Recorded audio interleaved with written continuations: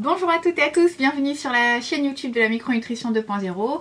Je vous retrouve aujourd'hui pour vous parler du sommeil, de l'insomnie, des troubles du sommeil. Pourquoi? Parce que j'ai assisté dernièrement à une conférence sur les troubles du sommeil qui a été organisée par le groupe Pilège et dont les intervenants étaient le brillant professeur Lemoine qui est psychiatre et docteur en neurosciences, et le docteur Marc Beck qui est médecin généraliste et grand spécialiste de phytonutrition, de phytothérapie.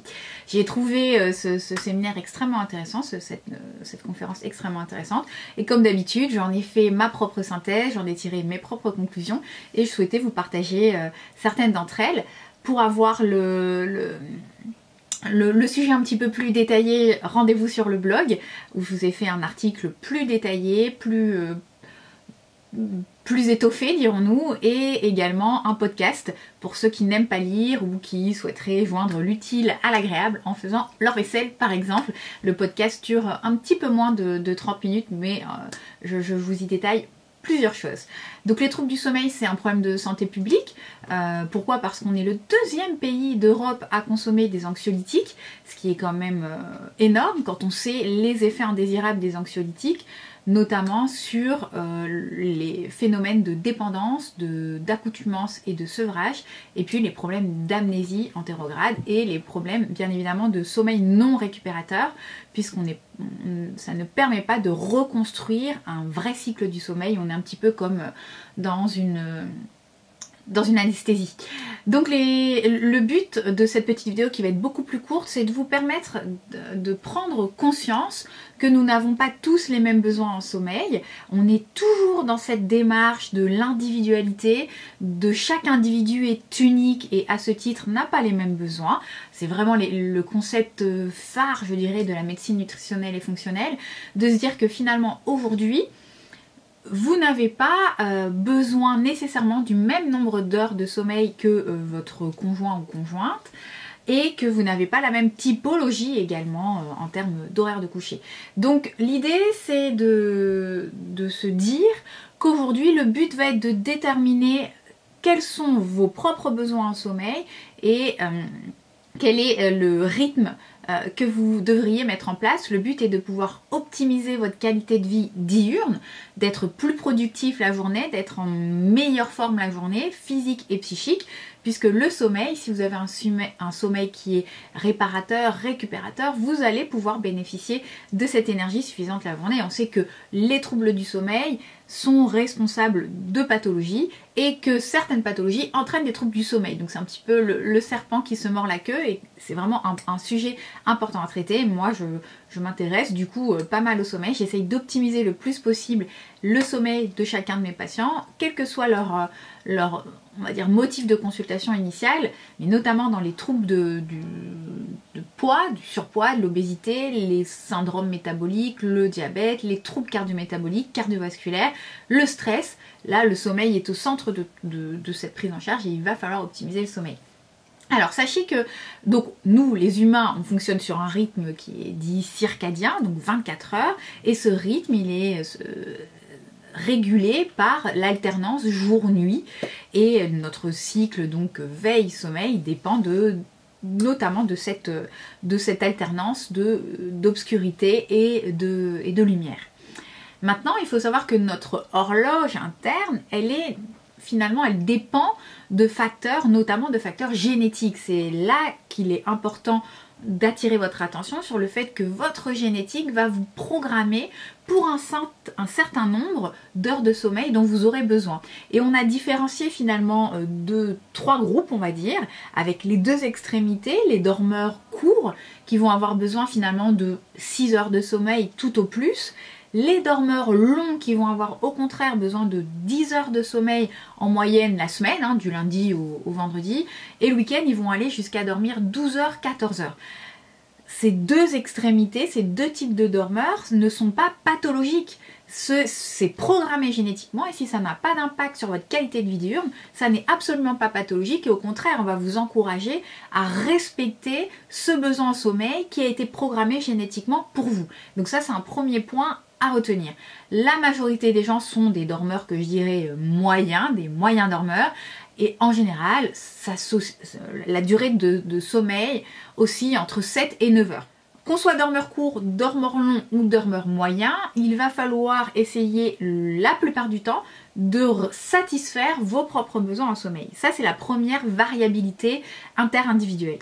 Ensuite, on a une deuxième variabilité, c'est le moment où vous allez devoir dormir et le moment où vous allez devoir vous réveiller. Et là, on a beaucoup d'idées préconçues, beaucoup de croyances à ce sujet, notamment avec les miracle morning, avec l'avenir appartient à ceux qui se lèvent tôt, enfin vous voyez, hein, toutes ces pensées un petit peu populaires qui nous font croire que si on se réveille tard, on est un petit peu des paresseux et des losers, que on n'arrivera à rien dans notre vie. Bah, c'est complètement faux, parce que là aussi c'est déterminé génétiquement, on parle de chronotype.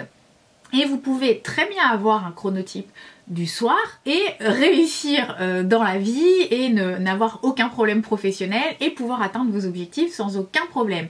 Encore une fois, ce n'est pas pathologique de dormir 6 heures si vous êtes un dormeur court, ce n'est pas pathologique de dormir 12 heures si vous êtes un dormeur long, et ce n'est pas pathologique de vous coucher à 1 heure du matin et vous réveiller à 9 heures si vous êtes un chronotype du soir. Il faut vraiment faire la distinction entre ce qui est programmé génétiquement et lorsque vous allez être ce qu'on appelle en décalage de phase, c'est-à-dire que vous n'allez plus respecter votre programmation génétique et à ce moment-là, vous aurez des répercussions, vous aurez un retentissement sur votre qualité de vie diurne.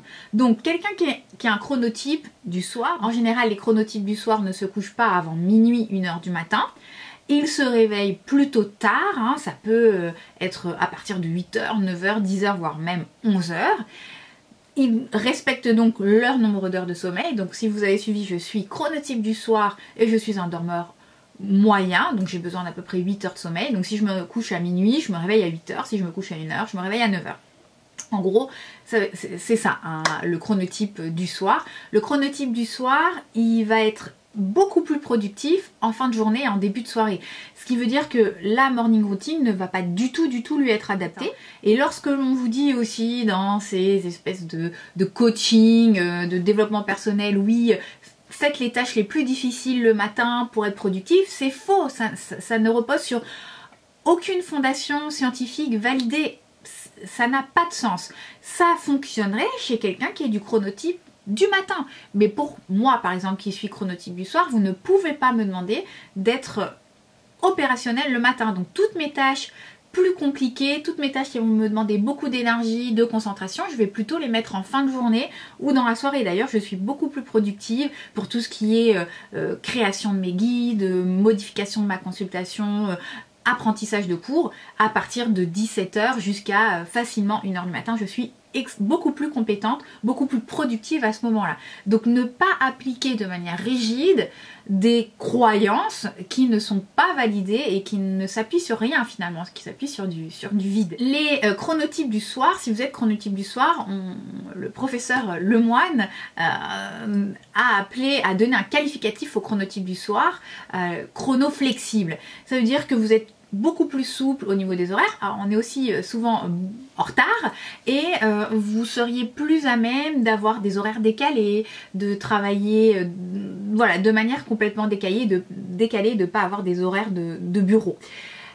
À l'inverse, les chronotypes du matin sont dits chronorigides, toujours à l'heure, ne supportent pas les décalages, ne pourraient pas travailler en 3-8. Donc réfléchissez quand même à ça si vous avez l'opportunité d'organiser votre emploi du temps et même avant même de trouver un emploi à votre chronotype pour décider quel est le profil d'emploi et le profil d'emploi du temps qui vous correspondrait mieux. Si vous avez la possibilité par exemple de modifier votre emploi du temps, si vous êtes du chronotype de matin et d'aller travailler très tôt, peut-être avant tout le monde au bureau et de sortir plus tôt l'après-midi, puisque l'après-midi vous ne serez pas très opérationnel, ça serait intéressant d'envisager de le faire.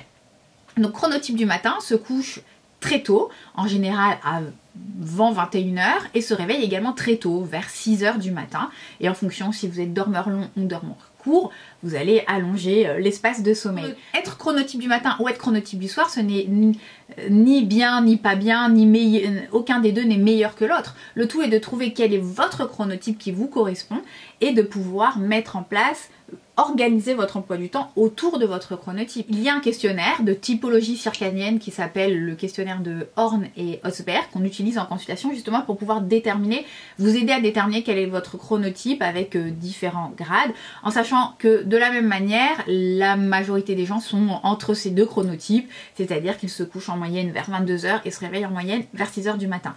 Donc ne vous appliquez pas de manière rigide des miracle morning, des routines du matin, alors que vous êtes chronotype du soir par exemple. Ça, c'était vraiment un point sur lequel je souhaitais insister.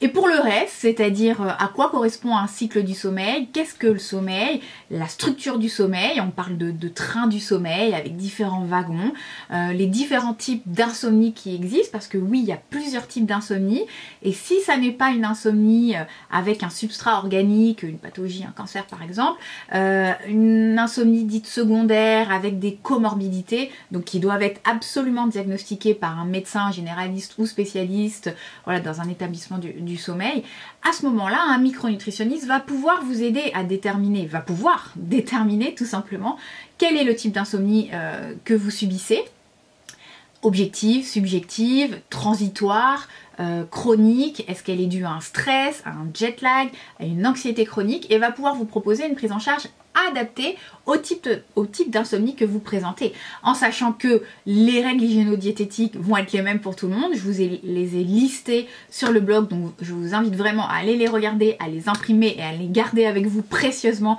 si vous avez l'impression que votre sommeil n'est pas optimal, pour pouvoir essayer de l'optimiser. Et votre micronutritionniste, votre expert en micronutrition pourra vous proposer une prise en charge adaptée à base de phytothérapie, éventuellement d'aubépine, de passiflore, de valériane, d'écholcia. Il trouvera quelle est la plante qui correspond à votre insomnie, à base de magnésium.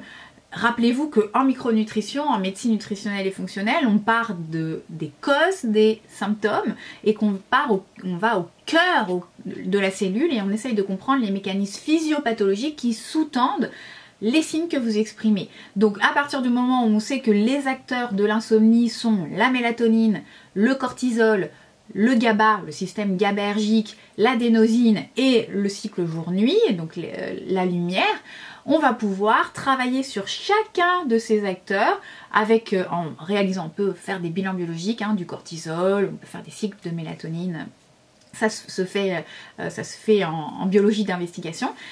Et par rapport à l'interrogatoire clinique, déterminer voilà la stratégie thérapeutique qu'on va mettre en place pour vous. Donc c'est tout à fait envisageable de prendre en charge votre insomnie si ce n'est pas une insomnie avec un substrat organique et si ce n'est pas une insomnie secondaire avec comorbidité grâce à la micronutrition, et de vous éviter d'avoir à prendre un anxiolytique qui va avoir des effets indésirables sur le long terme, de nombreux effets indésirables. Donc n'hésitez pas à vous contacter l'IEDM pour avoir les coordonnées d'un expert en micronutrition qui pourra vous prendre en charge. Vous pouvez contacter le groupe Pilège également pour avoir les coordonnées d'un thérapeute qui pourra vous prendre en charge. Et rendez-vous sur le blog pour avoir tout les conseils hygiéno-diététiques pour améliorer la qualité de votre sommeil et en savoir un petit peu plus sur la structure du sommeil, toutes ces phases qui s'enchaînent entre la phase d'endormissement, la phase de sommeil dit lent et la phase de sommeil dit paradoxal.